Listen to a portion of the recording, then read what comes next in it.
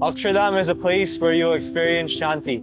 Akshardham is for the community. My name is Yogi. I'm from Philadelphia and I'm studying finance at Temple University. I've been here for over 15 months and currently I'm doing Seva at the Akshardham main step, volunteering with other people. I learned how to work as a team. Before, I usually didn't do projects like this. I've never done a project at this scale.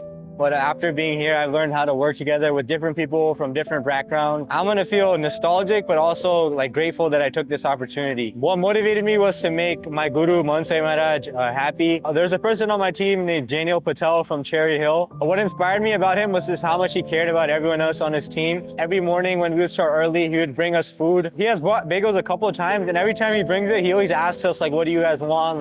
Which kind of bagel? Also, he tells us the day before, be ready, I'm bringing bagels. And not only does he just give bagels to people on his team, but other people he sees around, people he knows, he'll reach out to them. Hey, do you want a bagel? Are you hungry? He wakes up around, I think, 4 a.m. early in the morning to make the bagels, make sure they're fresh. Anytime you ask Daniel, hey, can you help me with this? Oh, how do I do this?